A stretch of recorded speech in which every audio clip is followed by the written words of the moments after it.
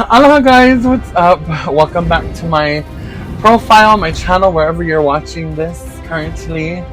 Listen, I know I just recently got back into reviews, but honey, I had to, and I know that we're already 5 episodes into the season. But House of the Dragoon, honey, episode 5, season 1. What? What? Girl. Whoo-wee. I needed to talk about it. So this is not going to be like a reaction, but just a review. Just let me vent to y'all, because this episode was crazy. Do you hear me? Oh my goodness. So yeah. This is probably going to be a long one, to sit back, relax.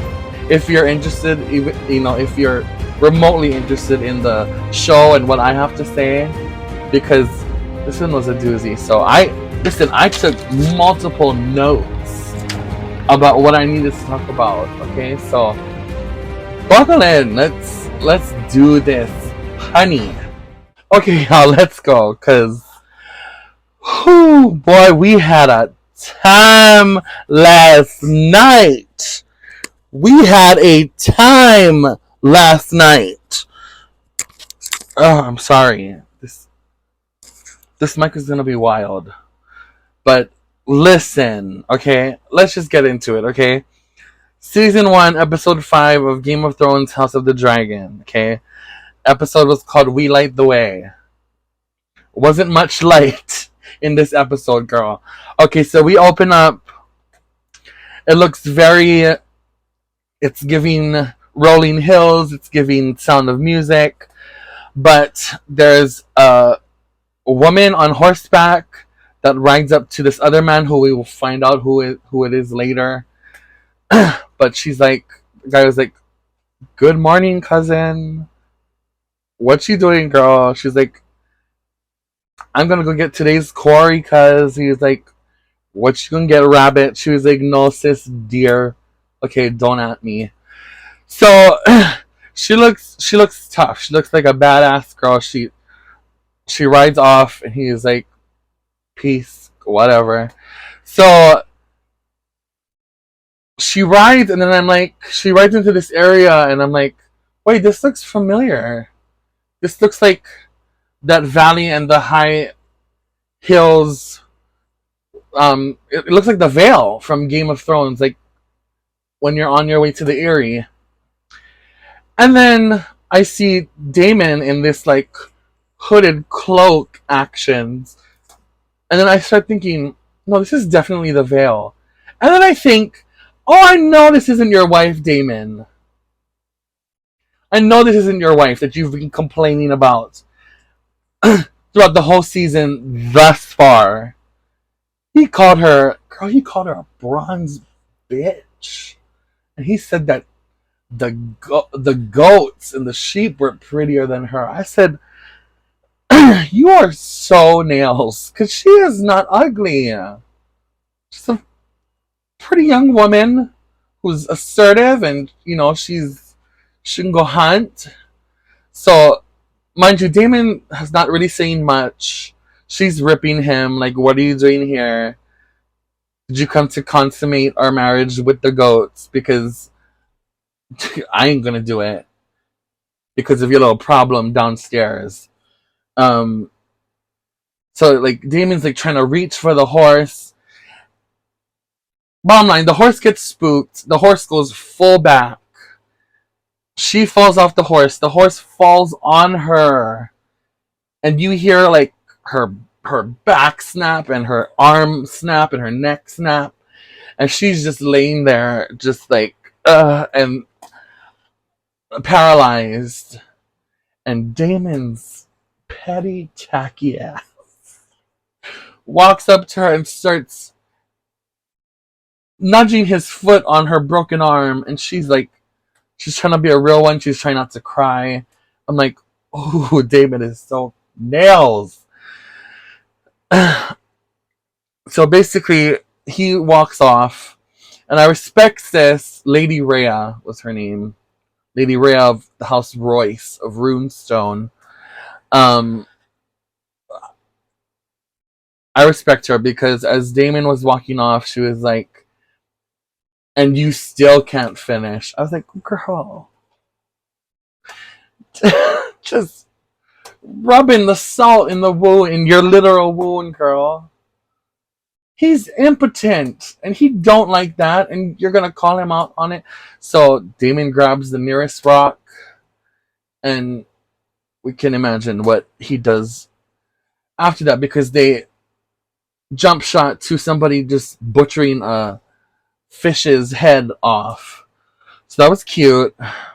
She also called him a craven, and they've used that word multiple times in like Game of Thrones and in House of the Dragon. So I was like, what does craven mean? So basically it's just like that times word for like punk, or like the B word, or just someone weak and not, whatever. Um so then we jump to a ship, and you see King Viserys and Lionel Strong, who is now the new hand of the king, and I'm like, good. So far, Lionel has not seemed shady. He probably is. Everybody's shady in Game of Thrones in this world, but he always gave the king very good advice. I'm like, cool. Lionel is the new hand of the king. And my boy Viserys is just tore up from the floor up. Oh, Lord have mercy on his soul. He is sick. And he is not getting better. He's throwing up. He can't handle sailing on the open water. Anyway, they're going to Driftmark to go see Lord Corlys and Princess Rhaenys of House Valerion. Because in the last episode, which is also a doozy, I've been loving this whole series. The series is great. He basically told the king told Rhaenyra, like, girl, hush. You are a pain in my arse. You're gonna marry your cousin Laenor, and I'm not gonna hear anything about it. Shut up. So she's like, so yeah, whatever. They're on their way to Driftmark, and listen, I know King Viserys and Lord Corlys has had some beef in the past, but he is petty. He set up no sort of welcome party for the king. They got there, Lady Laena, his daughter, because Laenor and his Cunny, his side piece, was on the side playing swords, and I mean actual swords. Um, but Lady Laena, who is now like not a grown woman, but that's what I don't get sometimes, like when they age up characters, because like Rhaenyra's time has passed, and Rhaenyra is still the same girl, but like Lady Laena, it's a whole new person. But yet, Rhaenyra still looks the same. It's not a big thing. I'm just nitpicking. But anyway, she was like, "Listen, my dad's been gone. He's been fighting your war with the crab feeder. He's tired. He just got back, so he's in the house chilling." So the king is like, Lionel is like, "Why don't you guys have a welcoming party?" He's dumb, and the king is just like, "Hush, let's just get this over with." So Lady Laena takes them in. Now we're back at the Red Keep at King's Landing, and Otto Hightower, former Hand of the King, is about to dash because the king was like, "You gotta bounce because I can't trust you. You planted your daughter in my life, so bye, sis. Bye, girl. Go ahead." But Alicent, the queen, his daughter, is like, "I don't want to see you go, but that's what you get for manipulating my husband and keep talking about Aegon should be king. I'm like, girl, you don't get it. And he's trying to tell her that too. I like Alicent, but girl, she is not plain yet. We get a real quick turn from Alicent in this episode. But as of that point in this episode, she's still not playing the Game of Thrones, unfortunately, and it's a really emotional scene. And I wish her father would just be like, "I love you. I'm just trying to watch out for you because you're innocent and you're being dumb and whatever." So he leaves. So sorry, I skipped ahead. So the king, Rhaenyra, Kristen Cole, Hand of the King, their whole party gets to Driftmark. That's when Lady Lena takes them in. Then we go back to Alicent. Her dad leaves, and she's by the weirwood tree in the on the grounds of the Red Keep, King's Landing. She's like praying or whatever, or she's just sad. She's just sad. She's been sad for the past 4 episodes. And then this guy who is like using a cane, and he's like kind of crippled or something. I don't know what is his ailment, but he just looks sneaky. He looks like the Grinch without the green fur. He looks real sketch. And he's like, "My queen, I'm so sorry for your father's having to leave or whatever." She's like, "How sorry are you? Because your dad is now the new Hand of the King." So then I made the connection that this is the son of Lionel Strong, and his name, I think, is Lord Loras. And this part was so shady because he is like, "Oh, how is Rhaenyra doing? Is she okay? Is she well? I heard she wasn't well." And Alicent, she's just blind girl trying to,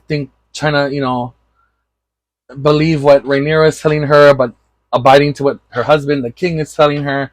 She's like, "What are you talking about?" He's like, "Oh, I don't know.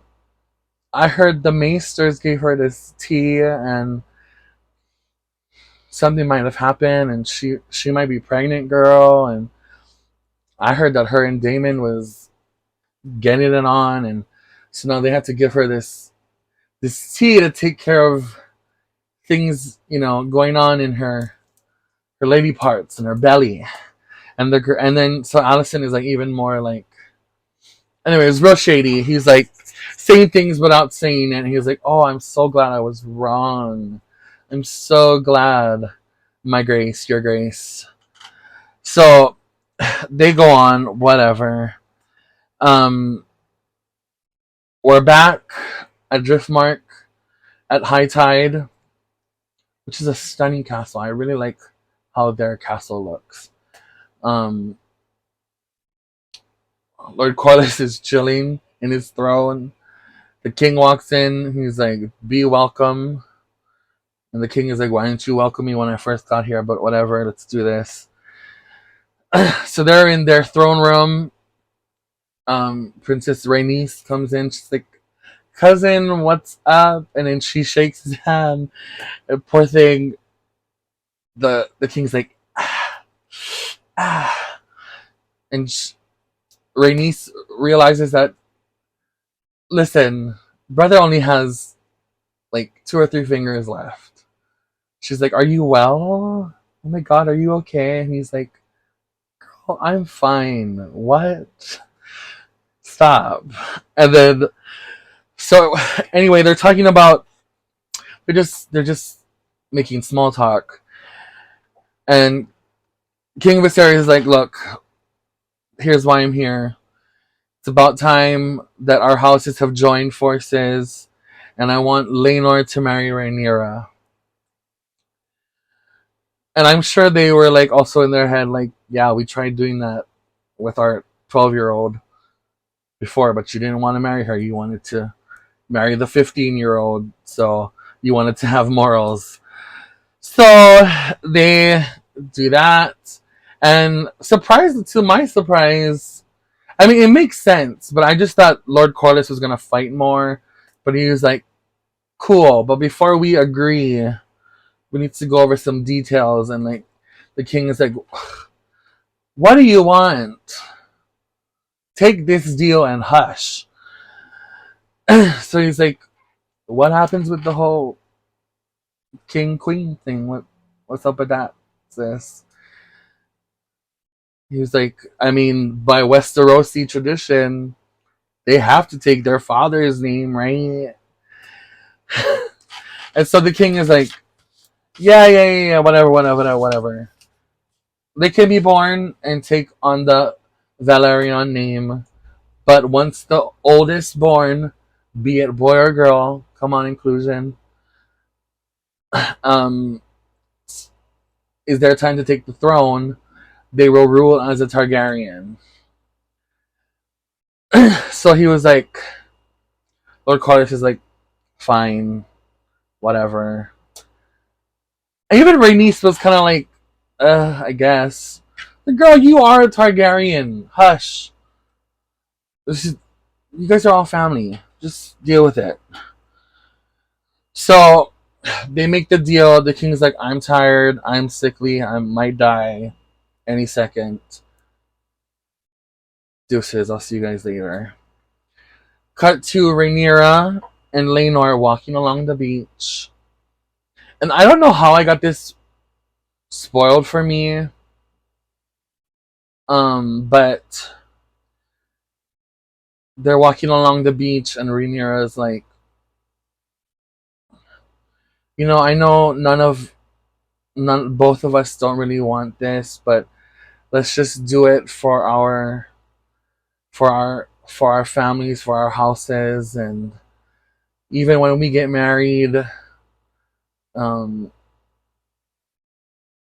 I know we all have different tastes. Like I like I like roasted duck. I don't like goose, and I know you don't like goose, right? You like roasted duck too. And he was like, "Girl, I tried to like goose. Get off my case." She's like, "No, it's fine. I like roasted duck too, but like, you just have to pretend you like goose when we're together so that we can make heirs. But after that, you can have all the roasted duck you want, cousin." And he was like, "Really? You'd let me still have roasted duck?" She was like, "Oh my god, yes, because I like my own roasted duck. Like, I know where to get my roasted duck from. And I'm sure you do. So it's just gonna be like a marriage, a business marriage. That's all it is." And he's like, "Cool." and and then they show Corlys and Rhaenys back in the throne room, and they're like, "This is great," but Rhaenys is like, "My cousin is a punk. The king is a punk for coming over here and begging for Laenor's hand." And I like this scene because even though Rhaenys is like, she's stern, but she knows how to play the game. Not many people are really listening to her, but like she tried to tell Rhaenyra before, like, "Girl, you are a woman. They are not going to respect you. I went through this already." I just love how she's a realist, and she's the only one, in my opinion, in House Velaryon that has any kind of sense. Um, and I get why Lord Corlys would want the houses to join, and they their house controls. I think he said the navy and like half of the dragons.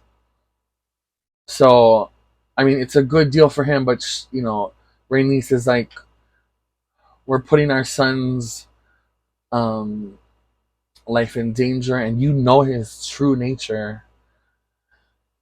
And girl, all the way back in those medieval times, Lord Carlos is like, it's just a fad, he'll grow out of it. I was like, sis, no. It's still happening today, love. The closet has always been there. Um, so whatever, they debate. Rhaenys is not having it. And then they finally show, well, they showed his like guard when they were playing sword in the beginning, but they finally show Joffrey Lawnmouth or something like that. I think his last name was. And they're on the beach and they're like in their like play clothes and they're just like chilling and they're like, this is a perfect situation because I was scared of the day that you'd have to marry a woman for the throne, but she's cool with us and whatever. And in typical fashion, as they always do, the gays on these shows, they like get into a little argument and then they like start tussling in the sand and then they start kissing. I'm like, oh girl, here we go. Here we go again. Um Look at my notes. Um so contrast that with then Rhaenyra, King Viserys, them, they're I'm sorry y'all. This mic is not staying still. Girl, stay. Um they're sailing back to King's Landing. So contrast, Laenor and Joffrey talking about, they're happy that, she has her own paramour and Joffrey is Laenor's paramour. Where I was like, what is paramour? Other than the band. They were like, so I looked up what paramour means, and it's like basically just like someone you're having like an affair with, other than your lawfully wedded or person. Side chick, side dude. Um, Contrast that with they're on the boat sailing back to King's Landing, and this is the first time when I was like, "Oh, Kristen Cole, you are being corny." This is the first time I saw him act like a punk, and I get it, but I'm like, also another one. He's too honorable, and he's wants to play fair, but you can't. You have to understand that this is the Game of Thrones. Play, girl. Play ball. Um, because he comes at Rhaenyra with like the typical, let's run away from here. Let's get on a ship and sail to Essos with some orange and cinnamon, and we can be free, but it'll be out of love and I love you and let's get out of here together. You always complain about the throne and how you don't want to be queen and blah blah blah. And she was like, boy, I have kingdoms to eventually take care of. This is where you start seeing him break. This is because up until this point, Sir Criston Cole has been Lord Prime Minister of the House Zaddy. But this is the point where you start seeing him break. And you start seeing just how dedicated he is to the oath that he took as a Kingsguard. Because in the last episode, Rhaenyra couldn't bump uglies with her uncle, so she was all hot and bothered and had to go back to her room, and she was like, listen, the dragon is burning, and somebody is gonna give me some tonight. And it's gonna be you, Sir Cole. Take off that armor and give me your dragon, sir. Didn't say please, took it from him, and he obliged because you know they've been feeling each other. But anyway, Kristen Cole is like, I made an oath, that's all I have to my name, and we screwed it up because we had sex and whatever, blah blah blah. I'm like, dude, you're too far in. You gotta let go of those things. Not everyone is playing fair, sis. Um, so whatever. Um, they get back to King's Landing, and then I'm not sure where he was going, but this like boy summoned Sir Kristen Cole. He's like, I just left, Princess. He's like, no, the Queen wants to see you. So he goes, meets the Queen in her quarters. So basically, he is so obsessed with the fact that he broke his oath that Alicent was actually trying to find out, because he is Rhaenyra's King's Guard. He is Rhaenyra's personal guard, that he would presumably know everything that Rhaenyra does or anything that happens to Rhaenyra. So she was just trying to find out if the rumors about Rhaenyra and Daemon coupling were true or not. But paranoid boy Cole, he goes, yep, I did it. It happened. It was me. Um, we, I mean, she brought it on, but I gave it right back to her.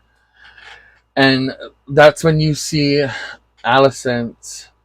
This is her this is her villain origin story, because she realizes then that the king knew more than he let on to her, I guess, in private, and that Rhaenyra lied to her.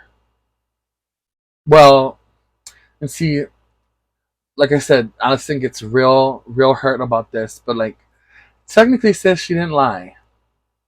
She didn't have sex with her uncle Daemon, but she did ruin her maidenhood with her Kingsguard. So she did lie, but she also didn't lie, because you just weren't asking the right questions, Your Grace. So that happens. We jump to the king's quarters, and because he faints like when they arrive back at King's Landing, so there's a couple maesters in the room with the damn leeches, and a lot of people online were saying that when they show his arm that it was grayscale, but I don't think that was grayscale. I think that was like, because before the two maesters leave, you see, I forget what the main maester of the king is, what his name is, but he hands his bowl to Orwyle, I guess the apprentice maester, and I think it was like some kind of like salve or like ointment that he was putting on top of the king's arm. It could have been something else, but I think that's what it was. I don't think that was grayscale. Because grayscale don't quite look like that. It was like, yeah, it looked different. But anyway, the king is talking to Lionel, talking about like, will I be remembered as a good king? And Lord Lionel is like, I mean, you won't be top 3, maybe top 10. It's like, you're just because the king is like, maybe if I had been a more involved king as it when it comes to battles, or or any kind of like, instead of living in peace. Viserys was kind of known as the king who not much happened to him physically, politically. That was a challenge for him. But Lionel was like, it's fine. You're gonna wish for that. Some people have to go through that, but they wish they hadn't. You're just not. You're just not about that life, sis. And the king's like, wow, that's rude, but you're right. So, um, then we go to the dinner. Now, because I see people online trying to like name this, because as far as weddings go in Game of Thrones, they never go well. The Red Wedding, that was just a bloody mess. Um, the the wedding feast for um, King Joffrey and Lady Marjorie. Um, Joffrey ended up dying. Thank God. Blessed be. But not to be that girl, but this wasn't the wedding, you guys. This was just like the rehearsal dinner, the welcoming gala, if you will. Because I mean, yeah, like when the king was trying to do his speech, he was like, "Be welcome, y'all. Come on into the room. Welcome to my hale. This is just the beginning. It's a Sunday night. We're gonna tourney. We're gonna joust. We're gonna party all week. And then on Saturday night, we're gonna have a sickening wedding, which doesn't happen. But we'll get to that. So, I forget the name of King Viserys Kingsguard, but he's making like all the announcements as like all the different houses are coming in. So he's like, House Hightower from Old Town. Now, I clocked this when Allison gets there later, but thanks to Grinch dude, Lord Laris, he explains more. But I noticed that they were all kind of wearing like these beautiful greens, like and like gold embellishment and stuff. They looked sickening. Um, I do believe they welcome in House Lannister, and I love that a lot of people have been saying this too. But House Lannister at this time is just like boo, like boring. I don't even remember his name, but he comes and so rudely. I guess he's just butthurt, but he was like, Your Grace, it's such a wonderful decision, a match you've made for the princess." Not even acknowledging Rhaenyra, he just goes straight to King Viserys, and Rhaenyra is like, "Yes, it's so good to soon be married to such a good man, unlike yourself. Go ahead, sit down, sis." And I like that little moment. Rhaenyra and the king look at each other and they kind of have like this cute little like, this guy, am I right? Moment between father and daughter. So that was cute, but I have to say, honey, when the House of Velaryon walked in, they shut it down. They shut it down. They looked so sickening walking in. They had, their main family with their like servants behind them, and they looked stunning. They had on like these different like variations of like black, gold, a little bit of red thrown in there. And Rhaenys is a white woman, but her hair is always did, pulled back tight, cascading pony coming down from the back of it, and all these beautiful black melanated people just walking down with their white locks and just looking sickening. Leonor with his white curly hair, Lena with her, I think she has curly hair, not locks. The king, not king, Lord Corliss has sickening locks, white locks. They look stunning, honey. They were not House HOUSC of Valerian. And that moment, they were House HAUS Valerian. They look so good. I gagged when they walked in. And all the while, the queen is not there on the dais, on the main table for the royalty.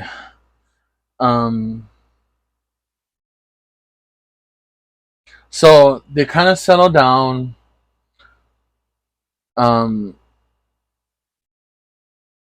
King Viserys just starts to make his like welcoming speech, and then Daemon walks in, just looking fine as hell. But I'm like, boy, you do not care when people banish you.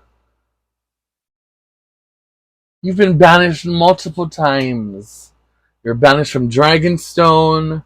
You're banished from King's Landing, and I swear somewhere else, all by the king. And Daemon is like, I don't care. Shut up. I will be present when I want to be. And listen, he's with his short white hair now. Ooh, yes, please. I love. Oh, he looks so hot with his short white hair. But anyway, he's just like,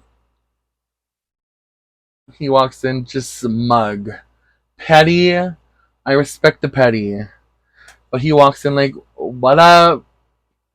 Hey family, what's up, brother?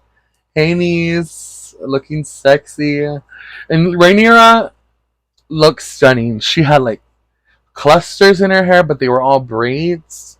And then she had a ponytail of braids coming down from the back of it. She always looks stunning. All of her outfits. One of my favorite creators, Mr. Kev on stage, always points out that Rhaenyra and Viserys, the Targaryens, are always fitted for filth. The drip is just apparent, it's present, it's stunning, and it's true. So anyway, they get the servants to bring out a chair and plates and a cup for Daemon. He sits down.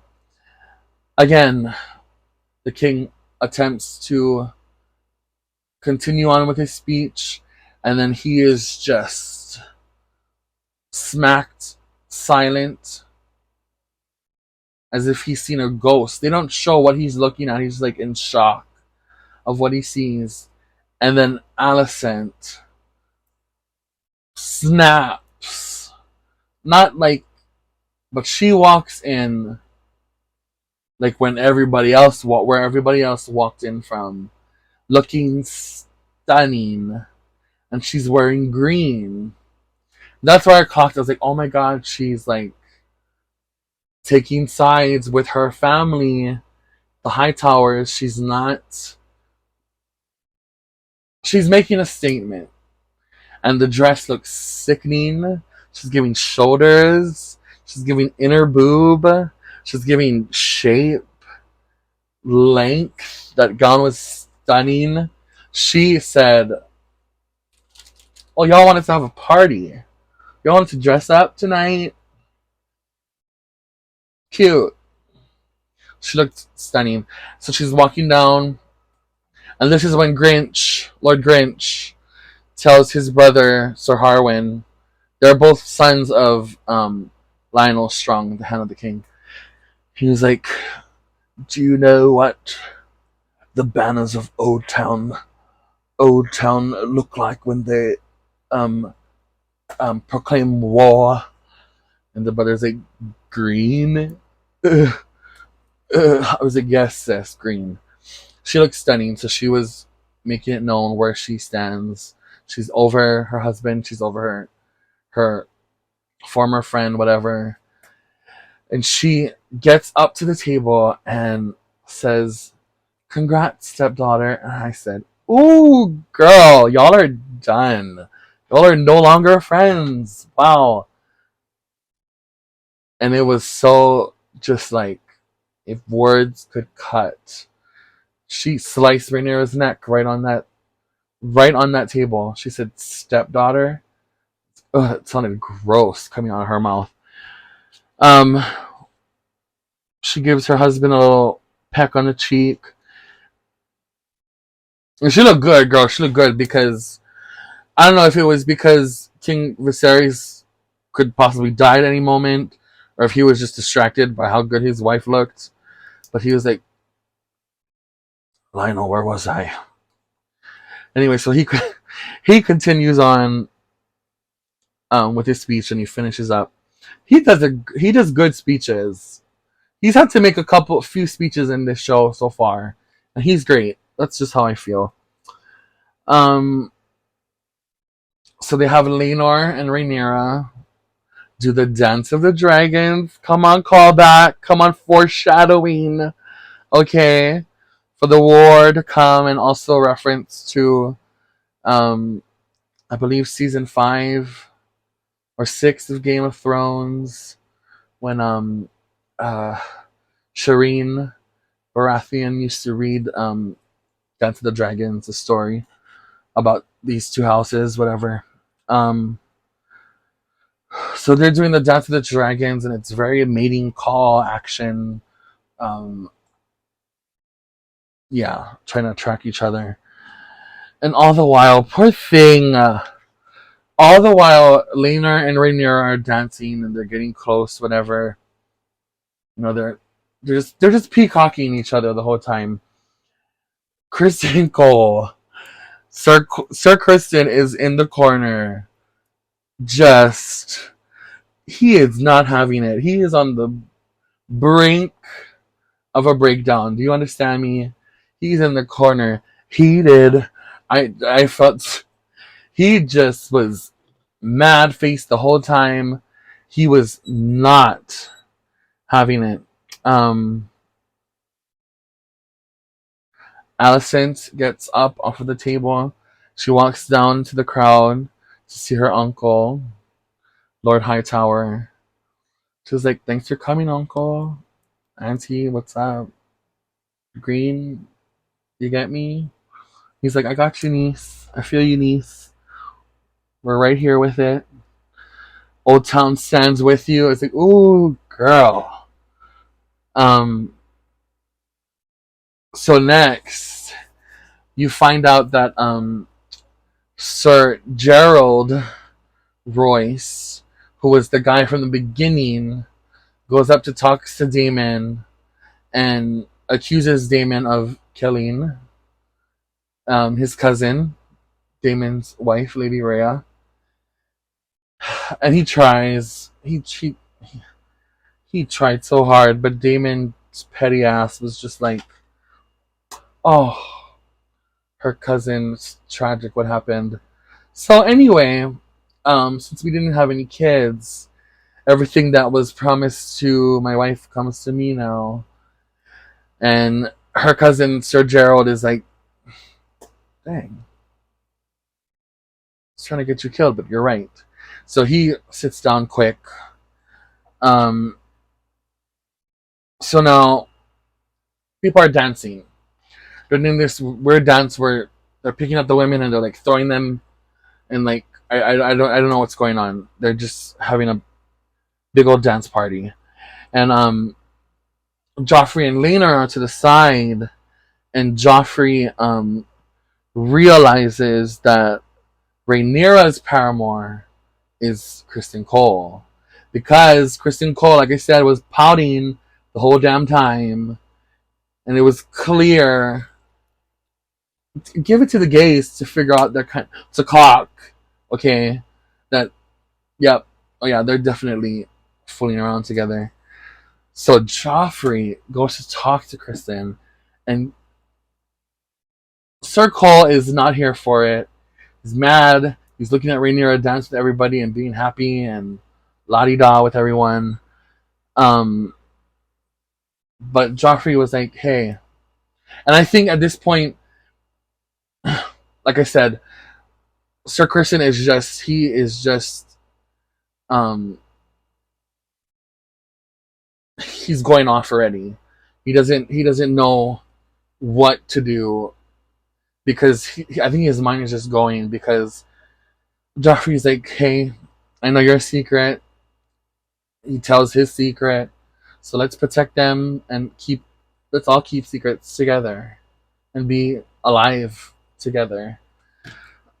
And he was like, "Boy, hush! I'm on, I'm guarding right now. Get out of here!"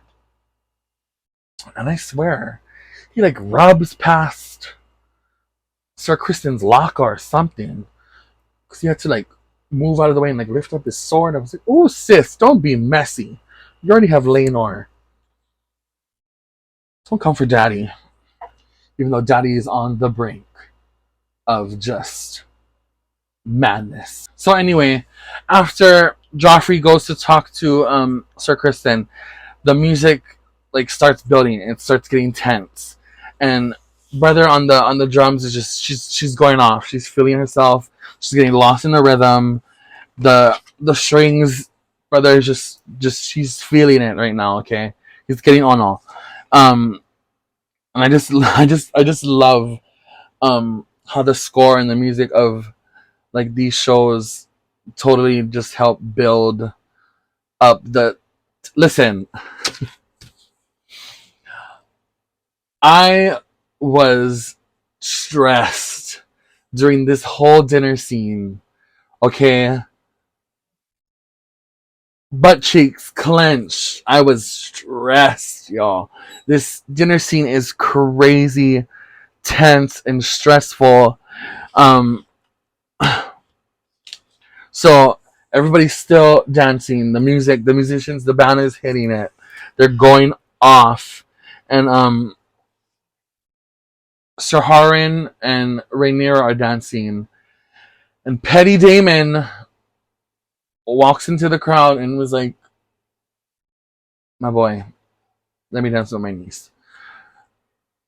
So Damon pulls her, and like they're almost like out of like the ballroom area, and they start talking in High Valyrian. High Valyrian is so hot to me. I don't know why. It's just great. I love just the way it sounds. Maybe I just like when they talk when they use it. Um, but again, Petty Damon is just like, this is not you. You don't want this. You want me. And Rhaenyra calls his bluff. She's like, "Well, what you gonna do? What are you gonna do about it? Prove it. Prove it. Marry me in front of everybody and take me to your castle and make me your wife and make me your queen. Go ahead, do it. Do it. Prove it." And so they're like, but then like from afar, Viserys is watching them. He's like, "This girl, this this brother of mine, they just can't keep their hands off each other because well, Damon is like pulling her neck in and like rubbing her face, and it looks like they're gonna kiss, whatever." She's like, "These mofos just can't keep it together." And then you hear like screaming in the crowd, and then everybody just starts running around, and it's just crazy. There's just people running around. You can't see who's who and what's what, and um, Viserys gets nervous, and so do the Valerians because they can't find Rhaenyra. They can't see Laenor, and Rhaenyra is calling out to Laenor. Um, and eventually, Sir Harwin, picks up Rhaenyra and throws her over his shoulder, and I was like, sign me up. Yes, please. Break me off a piece of that Kit Kat bar. Um, anyway, so we find out that the whole commotion is because, and I don't know who started it. I think Sir Daddy Cole just snapped, and he's too honorable. He's beating himself up way too much because he broke his oath of chastity, being a King's Guard. And I think in that moment he just snapped. It could have been, I don't know what triggered this fight. That's why it could have very well been Joffrey. But I think Sir Kristen Cole she just been Kukumalooks and found Joffrey in the crowd and just started murking this poor boy. I'm talking about armor on, whacking the out of Joffrey. There's a lesson to be learned that if your name is Joffrey, do not attend weddings or special dinners like this, because you are gonna get served a hot plate of hands.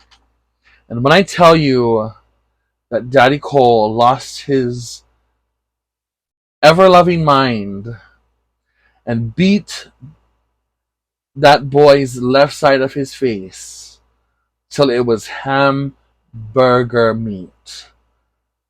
I'm talking about lean, mean hamburger meat, 80-20. And they showed it. And I was like, oh, did not need that. Wow, get it off of my screen.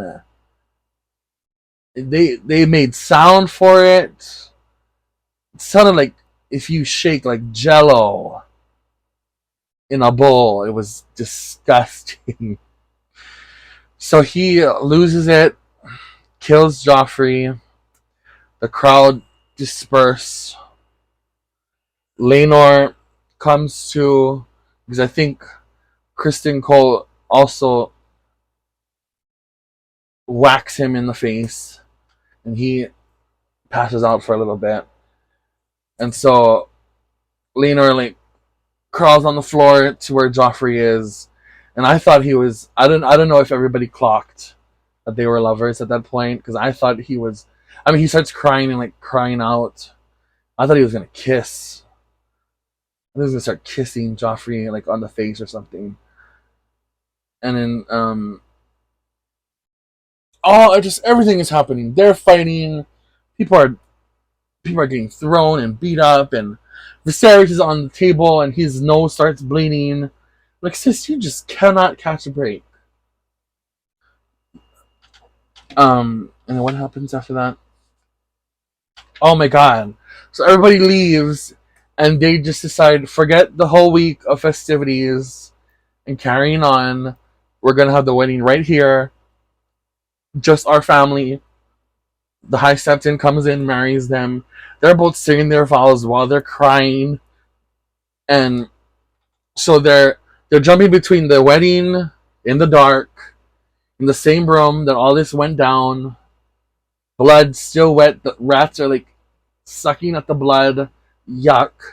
And then jumping shots between wedding and Kristen Cole goes by the weirwood tree, starts like taking off certain parts of his armor, lays down his sword, and he's like just about to like stab himself and kill himself.